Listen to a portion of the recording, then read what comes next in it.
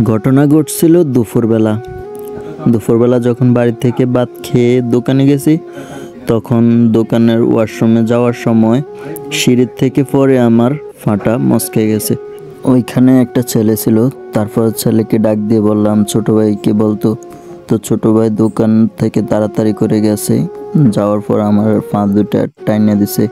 যেভাবে মচকাইছিল মনে করছিলাম ফাটা ভেঙেই গেছে, কিন্তু সবার দোয়ায় আলহামদুলিল্লাহ ফাটা ভাঙে নাই, কিন্তু মচকেছে অতিরিক্ত বেশি। কিন্তু দুপুরবেলা কাউকে শোনাই নেই বাড়িতে। যখন আমি সন্ধ্যার দিকে বাড়িতে আসলাম, সবাই আমাকে দেখে কান্না করে দিছে, কারণ মনে করছে আমি হুন্ডা অ্যাক্সিডেন্ট করছি।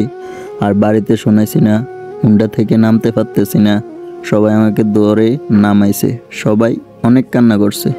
দুপুরবেলা আমি হাঁটতে পারতাম, দোকানে কাজও করছি, তাই কাউকে কিছু বলি নাই। কিন্তু সন্ধ্যার পরের থেকে আর আমি হাঁটতে পারতেছি না, অবস্থা খুব খারাপ। এরপরে বাড়িতে আসার পর আব্বু ফাঁটা ডলিয়া দিছে, আম্মু ডলিয়া দিছে, এরপরে দাদু ডলিয়া দিছে, আন্টিও সহযোগিতা করছে, সাথে আমার বউ ছিল, তারপর ছোট বোন ছিল। তারপর আব্বু অ্যাংলেট দিয়ে ফাটা গামছা দিয়ে বেঁধে দিছে। পরিবারের সবার এখন মন খারাপ, আর সবাই দোয়া করবেন আল্লাহ যাতে তাড়াতাড়ি সুস্থতা দান করে।